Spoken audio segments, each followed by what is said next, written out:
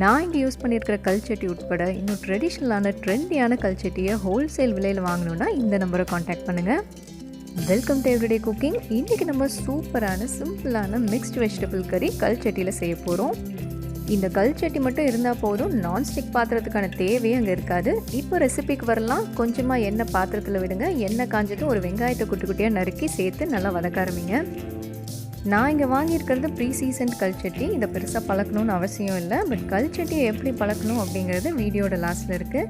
இங்கே வெங்காயம் வதங்கிருச்சு. ஒரு ஸ்பூன் இஞ்சி பூண்டு விழுது சேர்த்து நல்லா வதக்கிக்கலாம். இஞ்சி பூண்டு விழுதோட பச்சை வாசம்லாம் போகிற வரைக்கும் நல்லா வதக்கிக்கோங்க. வதக்கிட்டு ஒரு தக்காளியை குட்டி குட்டியாக நறுக்கி சேர்த்து வதக்க ஆரம்பிங்க. தக்காளி நல்லா மசிய வெந்ததும் 2 இல்லைன்னா 3 பீன்ஸை நறுக்கி சேர்த்துருங்க.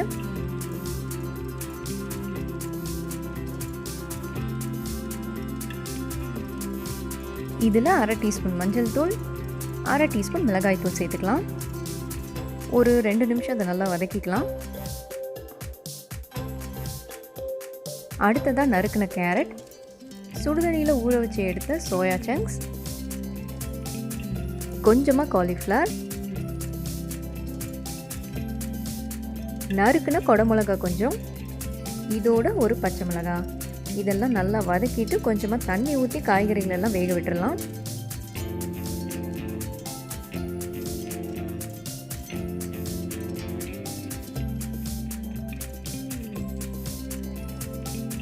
காய்கறிங்க வெந்துட்டு இருக்கும் போதே தேவையான அளவு உப்பு சேர்த்துருங்க.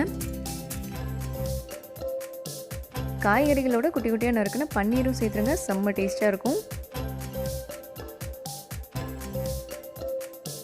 இதோட ஒரு 1/2 டீஸ்பூன் கரம் மசாலாவும் சேர்த்து நல்லா கலந்து விடுங்க.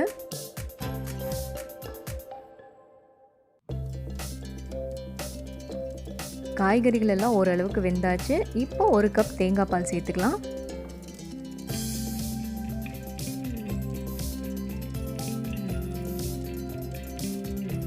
கறி கொஞ்சம் திக்காக இருக்கிற மாதிரி தெரிஞ்சதுன்னா தேவையான அளவு தண்ணி விட்டுக்கோங்க.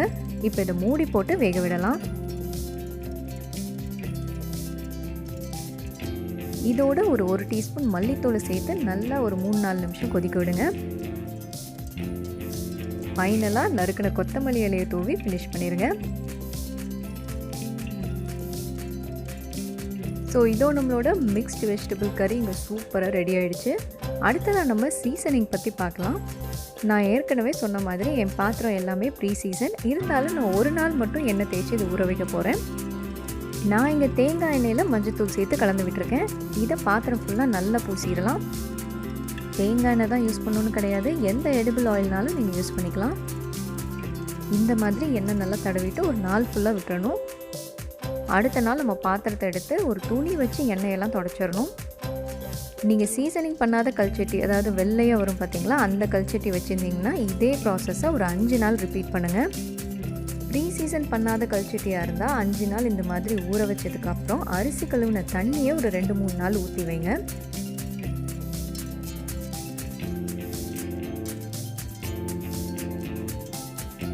இங்கே நான் எண்ணெயெல்லாம் நல்லா ஓரளவுக்கு தொடச்சிட்டேன். இப்போ இதில் தண்ணி ஃபில் பண்ணலாம்.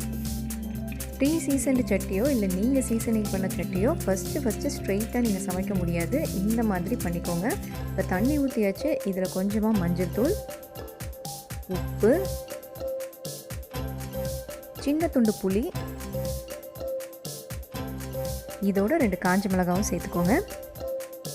இதை அப்படியே அடுப்பில் வச்சு லோ ஃப்ளேம்லேயே விட்டுருங்க. 1 மணி நேரம் இதை அப்படியே லோ ஃப்ளேம்லேயே இருக்கணும். இந்த மாதிரி நீங்கள் 1 மணி நேரம் அடுப்பில் வைக்கும்போது சட்டி இன்னுமே ஸ்ட்ராங் ஆகிடும். 1 மணி நேரத்துக்கு அப்புறம் இந்த தண்ணியை வெளியே கொட்டிட்டு தண்ணி வச்சு க்ளீன் பண்ணிவிட்டு நீங்கள் நார்மல் குக்கிங்கை தாராளமாக செய்ய ஆரம்பிக்கலாம். இந்த ரெசிப்பியில் நான் யூஸ் பண்ணியிருக்கிறது பரத் சோப்ஸ்டோன்ஸோட கல்ச்சட்டி. உங்களுக்கும் வேணும்னா இந்த நம்பரை காண்டாக்ட் பண்ணிக்கோங்க. வேறொரு இன்ட்ரெஸ்டிங்கான ரெசிபியோடு உங்களை சந்திக்கிறோம். மறக்காமல் எங்கள் சேனலுக்கு சப்ஸ்கிரைப் பண்ணுங்கள்.